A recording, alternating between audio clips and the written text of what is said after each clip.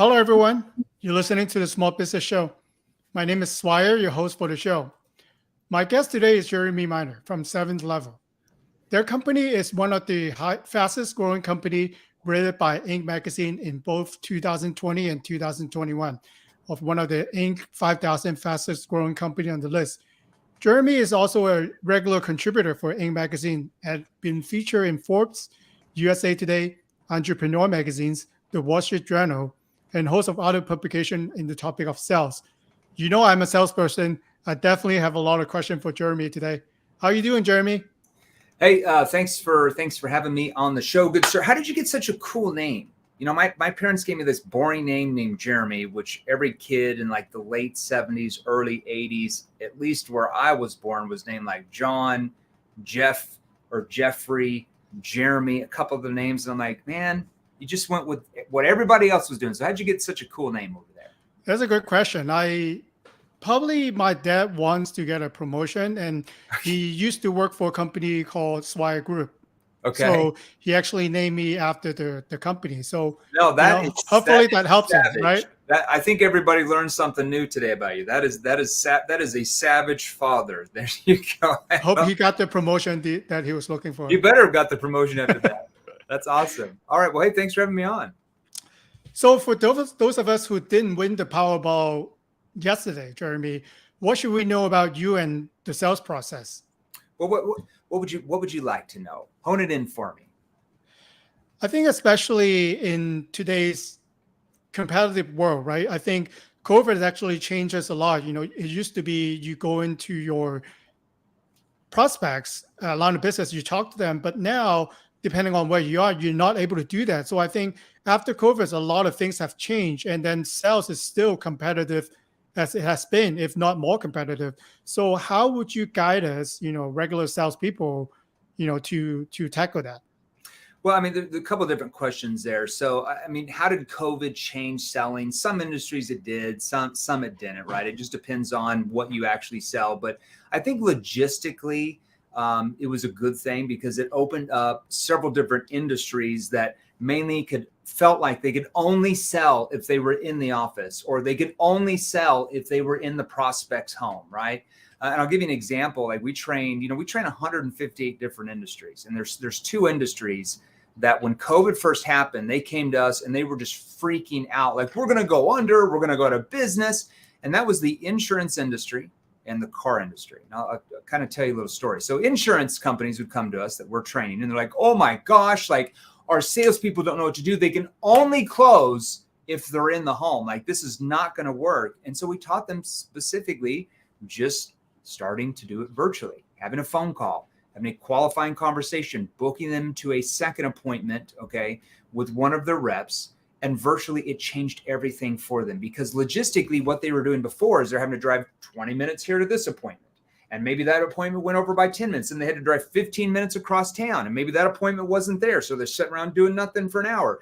Then they drove over here to this side of the town, and they might see 3 or 4 people in a day if they were lucky. Okay.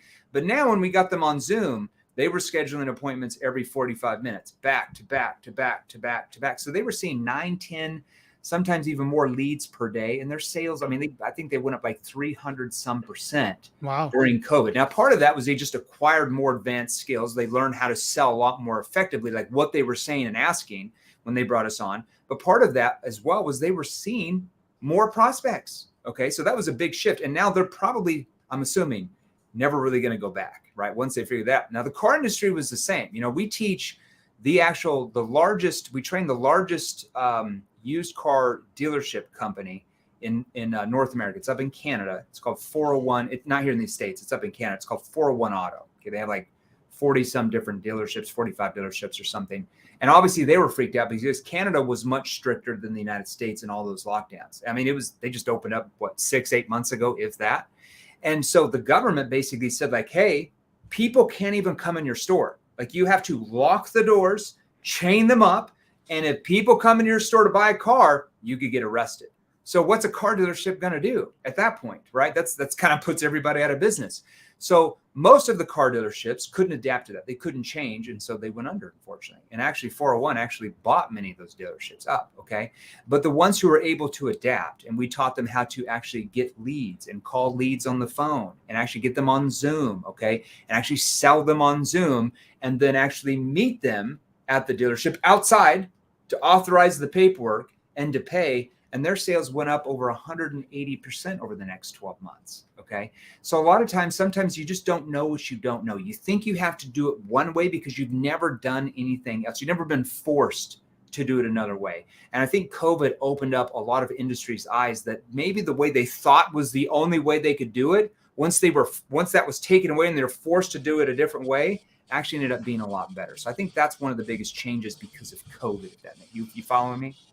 Yeah, and as I was doing the show, I talked to a lot of different people, and a lot of people unfortunately got laid off during COVID, and a lot of them actually picked up on the side hustle during COVID. So they have the passion, right, for whatever product and services that they have, but then they didn't know they also, as an entrepreneur, most likely you have to be in sales or conduct some type of sales opportunity. So before asking you what we should do, I want you to touch on what are some of the biggest mistakes that you see people who might have just started or been doing it years, some of the mistakes that you've seen. There's a lot of mistakes, but I think one of the biggest mistakes that most people don't even think about is when they get into a conversation, they don't know how to trigger the prospect to want to engage back. Okay. They come in, they come across very needy. They come across aggressive, right? They come across really excited, okay, and attached, and they don't understand the right questions to ask. They don't understand the right tone when they're asking the questions. And because of that, it actually triggers their prospects to go into what's called fight or flight mode. Okay, now everybody's heard of fight or flight mode, but most people don't know that you, the salesperson or entrepreneur, actually trigger that in a prospect's brain. And that's a long training about where that comes from. It's been around since the history of mankind, where our reptilian part of our brain, when there was a tiger walking around us, caused us to put our flag up, right? Resistance, put our guard up. And now because of all the advertising and all the selling that goes on pretty much 24 hours a day, we're constantly being sold to, right? And sometimes when I say that, people are like, oh no, Jeremy, I only have 2 or 3 people call me every week trying to sell me. And I'm like, no. That's not what I mean. Let me give you an example. When you wake up in the morning, besides going to the bathroom, what's the first thing that most people do? They pick up their phone, they start going through their social media, and they see what? Ads trying to sell them something. It starts from the moment we wake up. We walk into the kitchen, we start pouring some coffee, we turn on the TV, we see and hear what? Commercials trying to sell us something. We get in the car to drive to the office or drive to run errands. We turn on the radio. What do we hear? Radio ads trying to sell us something. In fact, we drive down the road. What do we see on the sides of the road? Billboards trying to sell us something. We get to lunch. We pick up our phone. We start looking at social media again. We notice our aunt or grandma is pitching her newest, greatest MLM opportunity. See, we are constantly being sold to 24 hours a day, 7 days a week. And because of that new information age phenomenon, okay, because it hasn't always been around, especially since social media and the power of the internet, that's changed the ball game.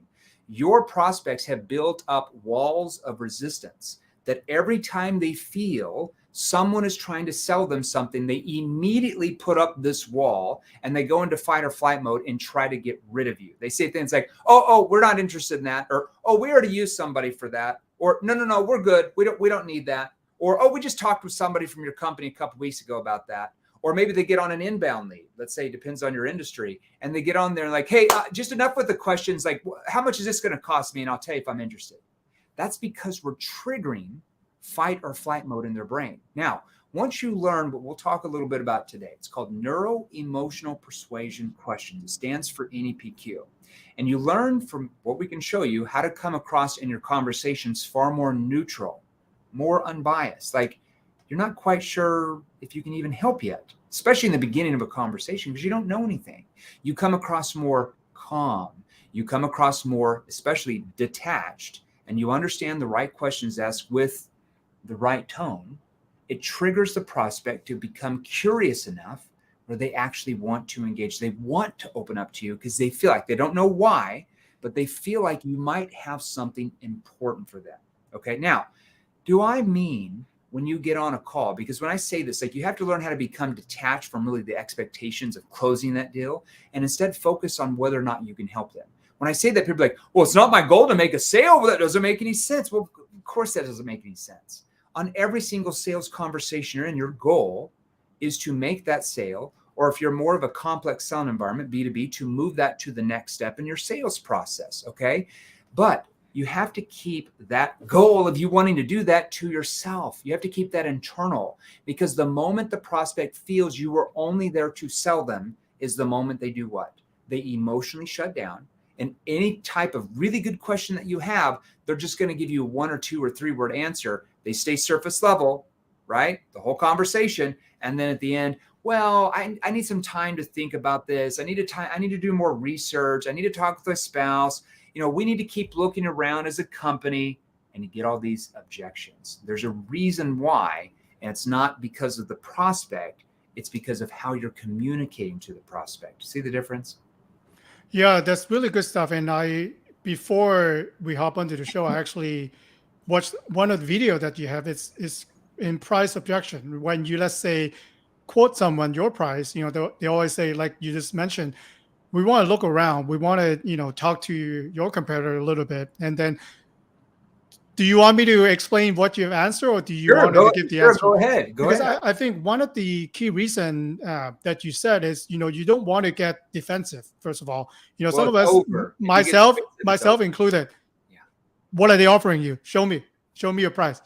So at the end, what I really like about your answer is, assuming that all things being equal, what are you hoping to achieve by? I know some of my clients will talk to 15 different companies. At the end, they don't know who's who, right? Yeah. So how would you really decide on it?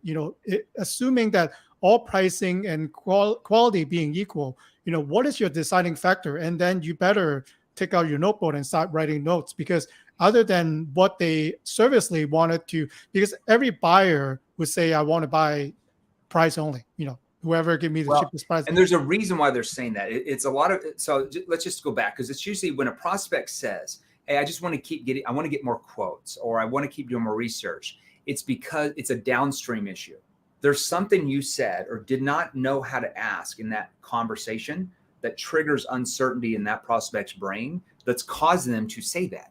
Because if they had full certainty that what you're offering is going to get them exactly where they want to go and is going to get them the result, they would never have that concern. So that's more of a downstream issue of our sales process and our ability. Now, I'll give you the Band-Aid solution, because a lot of you, if you're not of our clients, you wouldn't know that, okay? So you might have saw like some video of me talking about that, or a reel or something. So typically what you want to do first, and I'll kind of show this to you. Can you see this on here? Yeah. Mm-hmm. So I got a whiteboard here. So you want to practice what we call the ABDs of selling. Now, have everybody has heard, you can read in any book here on my shelf behind me, oh, you got to follow the ABCs of closing. Always be closing. Let me make a suggestion. Always be closing is what average salespeople do in the information age we live in.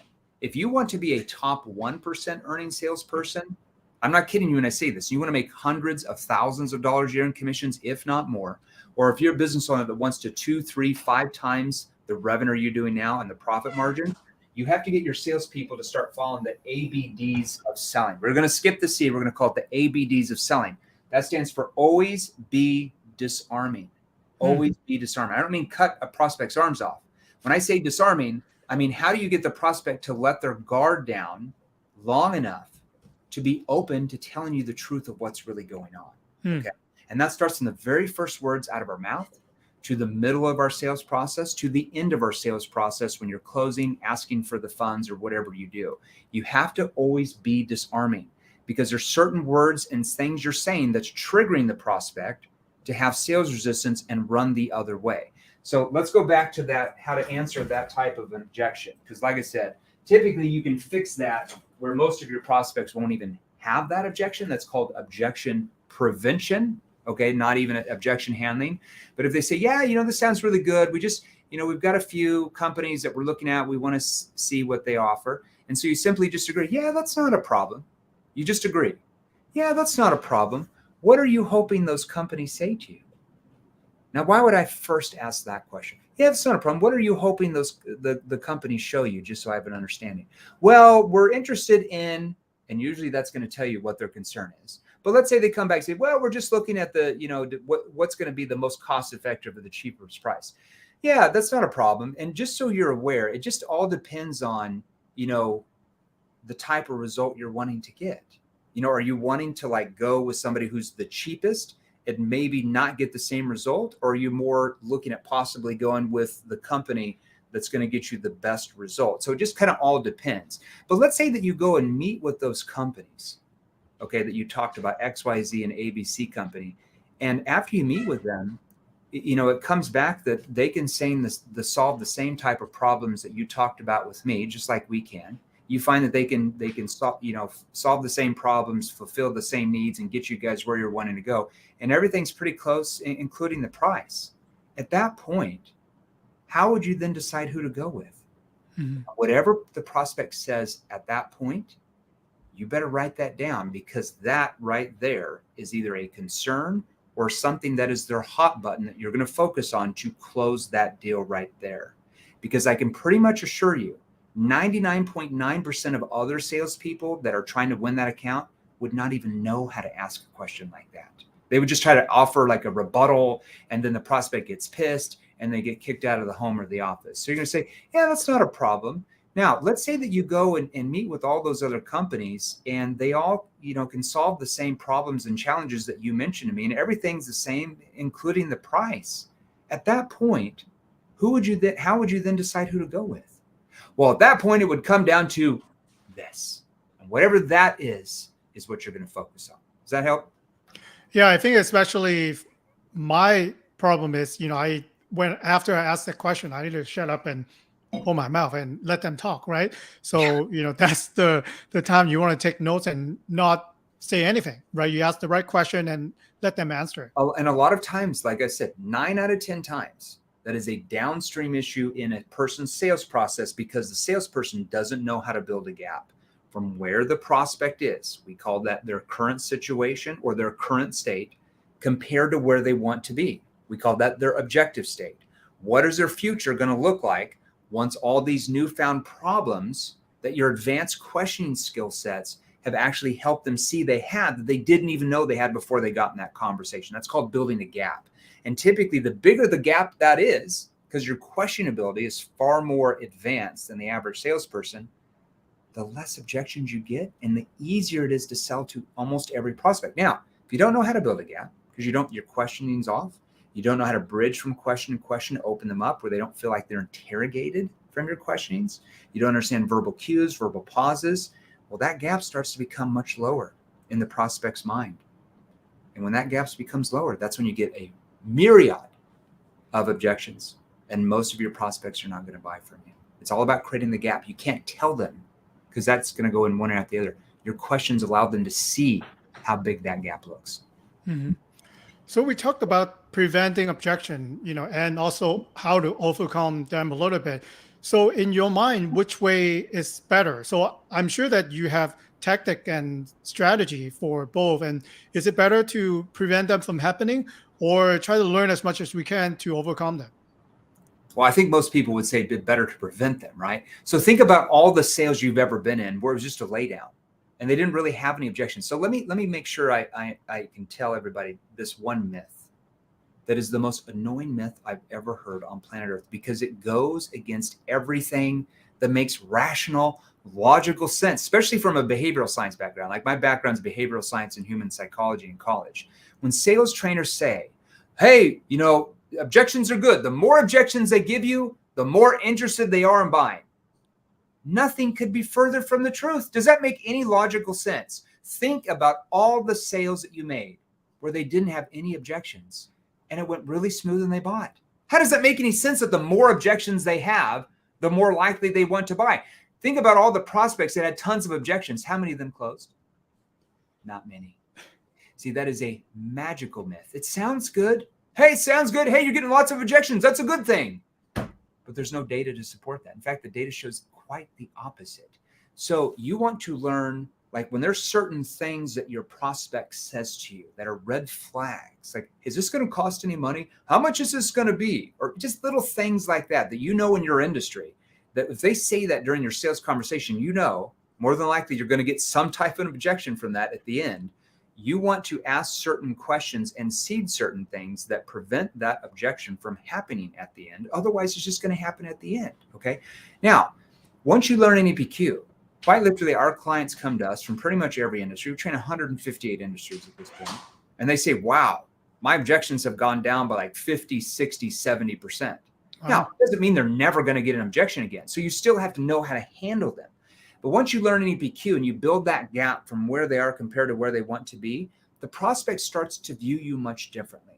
They start to view you as more of the expert, more of the trusted authority that's going to get them where they want to go, whereas they view all the other salespeople that just ask surface level questions and go into their pitch as just another salesperson trying to sell them something. Okay, so that because of that, they view you far more with more trust.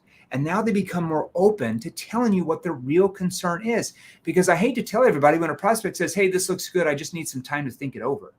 Think it over is not a real objection. Does anybody honestly think they go home or they go back to their office and they just sit there for 3 weeks straight thinking it over all the time, writing out the positives and negatives? Hell no. You know that's not true. Okay. There's some type of concern or objection and they have in their mind, and they're not telling you that. They don't want to tell you that because they don't want you to try to overcome it. So they're just saying, I need to think about it. Okay. You have to get them to open up, disarm them enough to let their guard down to tell you what the real concern is. You want me to show you to do that? Sure. Yeah, of course. Okay. So I'll give you an example. So the first thing, remember, first thing you have to do, disarm the prospect. Because if you can't disarm them, they're not going to open up to you and tell you what is really behind the concern. They just won't. They're just like, oh, I just need some time. I sleep on these things. They'll just stay surface level with you. Okay. So if you don't know how to disarm them, you're not going to sell that much when people say that. Okay. So simply you want to make sure that they feel like you're about to leave. So let's say you're in the office, or if you're on Zoom, or if you're on the phone. Okay. If you're on the door, it doesn't matter what you sell. B2C, B2B, it's all the same. You just agree with them. Hey, Jeremy, this sounds really good. I just need some time to think it over. Yeah, that's not a problem. What's your time frame on getting back to me in the next day or two to see if I'd be available for you? Now, why would I not try to overcome the objection right there? Because first of all, I have to disarm them. I have to get them to feel that they think I'm about to leave. Okay? Because if they think I'm about to leave, the sales pressure kind of goes out of the room. If I come back with some rebuttal, yeah, but you said that you need, what do you need to think about? Just triggers more sales resistance. Okay, to shut down emotionally even more. I don't know. I could call you back later this week. Can't have that. That's too much waffling. Nobody's going to call you back like that. So you have to have a booked appointment. You said that, well, I'm not sure if I'd be randomly available like that with my schedule. What I can do, if it helps you though, is if you have your calendar handy, I can pull up mine and have you book a specific time with me in the next few days. That way you don't have to chase me down and vice versa. Would that help you more? Now, notice what I just said there. First thing I said, what's your time frame on getting back to me to see if I'd be available for you? What does that imply in a prospect's mind when I say to see if I'd be available for you? I'm busy too. I have work to do. Lots of clients. It starts to build your status in their brain that you're an important person. You're not just like, okay, yeah, when can I call you? Saturday night at midnight? Okay, I'll be available. That just ekes desperation, neediness. You're not really an expert. You don't sell that much. You don't have many clients. You're just waiting. Now, the second part is that's called a NEPQ calendar commitment. Yeah, that's not a problem. And they say, oh, I'll call you back randomly next week. Well, yeah, possibly. I'm not quite sure I'd be randomly available like that, like with my schedule. What I can do, though, if it helps, is if you have your calendar handy, I can pull up mine and have you book a specific time with me. That way you don't have to chase me down or vice versa. Would that help you? That way you don't have to chase me down. Implies what? You're busy. You have lots of clients. You don't need them. Okay. Now, so then you have a book time. Then right after you're about to get off. Sorry, let me jump in real quick, Jeremy. Even if I'm just sitting there on my hands, I would still use that, right? To build up that momentum and the status level. When you say you're doing what? When we're really doing nothing, that we open the whole week, for example, but we will still use that. So then, 100%. okay. Because what's the likelihood if you book with them the next day or the day after, compared to you booking with them a week later, what's the likelihood that percentage they're going to show up? It's a 10 to 1 difference. You book a week out, most people don't even show up to their doctor's appointments that long without a text because they don't remember, right? And they're about to die. Okay. So you want to book it 1 or 2 days out now, but that's the main thing. You just want to have a booked appointment. It doesn't mean that you're going to leave and not try to resolve the concern, but you want to disarm them where they think you're about to leave. Okay. So then at this point, here's where you're about to go. Let's say you're on Zoom, or let's say you're in their home or their office, just whether you sell B2C or B2B. Now, Mary, before I go, notice what I'm doing. Now, Mary, hey, before I go, what were you wanting to go over in your mind, just so I know what questions you'll have when we talk on Tuesday? What did I just do there? Now, hey, before I go, so they're thinking about to go, so they're more open because they think I'm about to go, okay? Now, hey, before I go, what were you wanting to go over in your mind, just so I know what questions you'll have when we talk on Monday? And whatever they say next is their real concern. Well, Jeremy, I'm just not quite sure it would work for this. Or, well, it's not, I just need to see if I have the budget for this. Whatever they say when you ask that, that's the real concern. And would you rather be there on Zoom or in person or on the phone when you find out the real concern and help them resolve it and close the deal? Or would you rather just hope and pray they show up 3 or 4 days from now? I think everybody knows the answer. So that's how to get the real concern out of them. Rather than saying, what do you need to think about? Which is very blunt and what most salespeople would say, you just relanguage it. Yeah, what were you, now before I go, what were you wanting to go over in your mind, just so I know what questions you'll have when we talk tomorrow? What were you wanting to go over in your mind is basically the same thing as what are you wanting to think about? But it's reworded, it's language differently. See the difference there? Mm-hmm. Yeah, Jeremy, I think I skipped a point. I didn't. You keep mentioning about the NEPQ method. Sure. Would you mind to elaborate a little bit on that? Yeah, and what I think probably what's the best thing for your audience is to kind of go over like the 3 different eras of sales, okay, or selling, okay? So according to behavioral science, okay, just the psychology behind how to move, how to persuade human beings, there are 3 modes of communication. And I would suggest you guys all write this down, because once you understand the differences in persuasion and where you are now in your sales ability, even if you're doing good compared to where you could be, completely will change everything for you. Okay. So the first mode of communication is more known as era 1 type of sales. Now, I'm not going to give the scientific term because it wouldn't make sense to most people unless you had a behavioral science degree. Okay. But if I said the words boiler room selling to you, what would be the first image that pops up in your mind, Swire? If I said boiler room selling, like high pressure, very aggressive.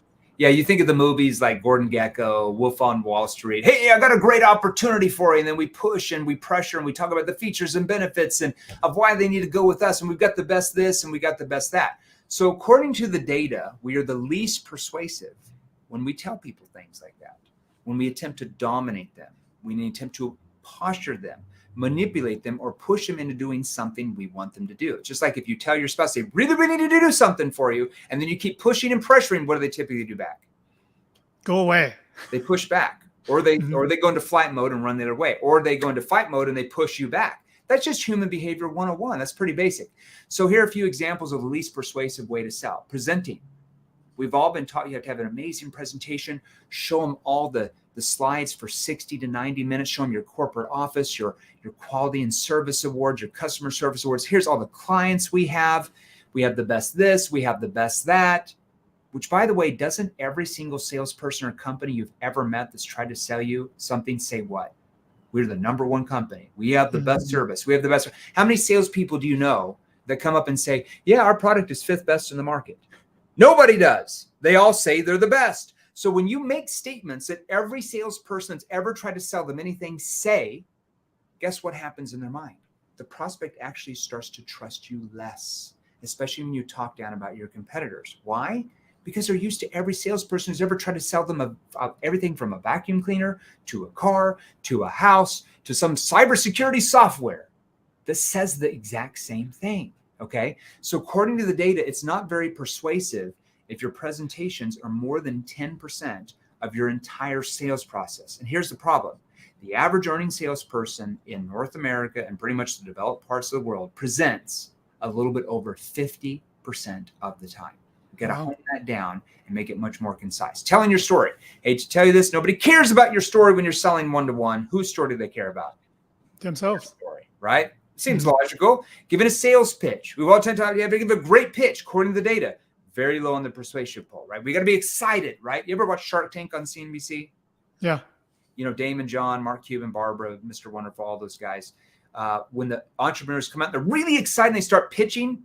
Watch the body language of the sharks. Just watch what they do. They're like this, like skeptical. It's like weird, right? Because the enthusiasm is too much, right? And when we hear a high-pressured salesperson, they're really what? Excited about what they do.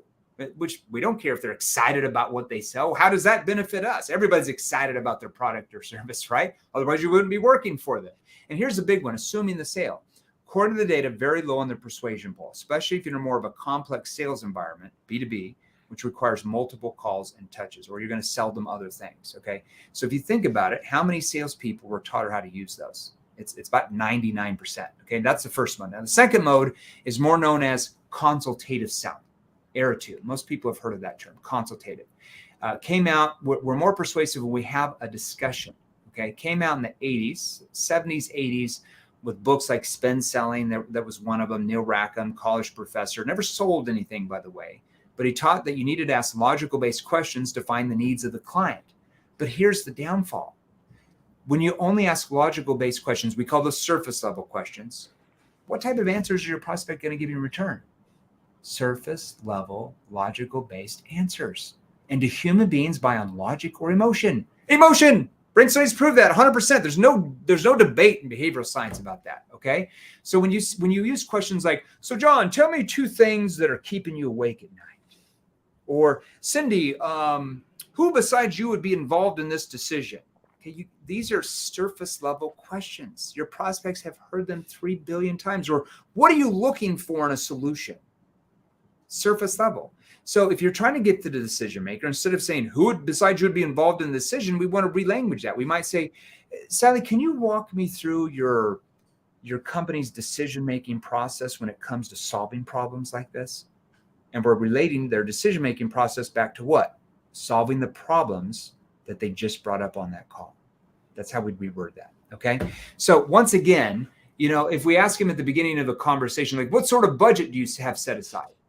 Well, how would a prospect know what their budget should be when in the first couple of minutes, they don't even know what their real problems are, right? How many prospects do you talk to know all their problems? They don't. They might think they know. Like Steve Jobs says, most people don't know what they need. They do. That's true, right? Most of your prospects, when you first start talking to them, don't know what their real problems are. Or maybe they know they have a problem, but they don't really understand how bad the problem really is. Or maybe they don't understand what the consequences are if they don't do anything about solving that problem.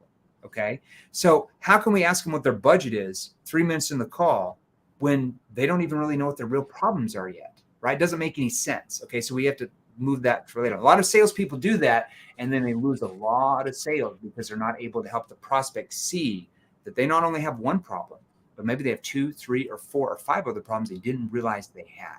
Okay. Now that's Era 2 type of sentence. It's more persuasive than Wolf on Wall Street type of gunslinging, but you're trying to play the numbers game because you're bringing very little emotion out by simply asking logical based questions. Now, the third mode, this is where it gets interesting. According to the data, according to the science, we're the most persuasive when we allow others to persuade themselves. That's called dialogue. When we ask what are called neuro-emotional persuasion questions, that stands for NPQ.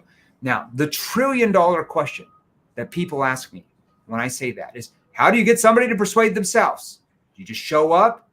Hey, Swire, go ahead and persuade yourself, and here's our bank wire details. No, of course not, right? You have to learn specific skilled questions and when and how to ask them with the right tone in a step-by-step process, okay, that psychologically get your prospects to pull you in and sell themselves rather than you trying to force it down their throat. Once you learn that, even if you're already doing well, we have clients that come to us as individual salespeople that already make 200, 300 grand a year, that 6 months later are making twice that or 3 times that. We have companies that come to us, even Fortune 500 companies that do like $1 billion in sales a year. but then double that the next year. Okay. So whatever you know now, you can always learn more advanced skills above that. You with me? Mm-hmm. Jeremy, I think we could go on for the next 2 hours, but obviously Yeah. I want to be conscious of your time. For a listener who wanted to learn more about what you do and really dive deeper with the Yeah. NGPQ method, what is the best way to reach out to you? Yeah, best way is just to join one of our free Facebook groups. We'll give them some hors d'oeuvres, some nibbles in there for free. There's a lot of resources there. They go to salesrevolution.pro. So you should have the link salesrevolution.pro. It's .pro, salesrevolution.pro. Right when they join, have them check their Facebook Messenger, and we will have somebody on our team message them over a free training called the NPQ 101 mini course. Just a list of different NPQ questions that they can use for different sales situations they're in, so they can have that for free. We go live in the Facebook group 3-4 times a week, different Q&As, different trainings, subject matters. I think we have 38,000 people in that Facebook group that I just gave you access to. So they're welcome to go that. And look, if they want to learn more advanced training so they can sell a lot more than they are now, besides just the free resources in there, they can just message us, tag us in that group, and then they can always book with one of our team members to go through all the different training options we have for like their industry. Does that help? Yeah, thanks, Jeremy. I'll definitely include everything in the show notes, and love learning more about sales. And these are things that it's there, right? There is little things that you change could actually, like you said, double or triple your income. It's just like baseball or softball. You can be out or safe at first base by a centimeter. In sales, you can make the sale or not make the sale by just a few words that you tweak or a few questions that you change, which change the directory of that prospect's brain. Easy. Thank you so much for coming on today. Thanks, Wire. I appreciate you having me. Bye.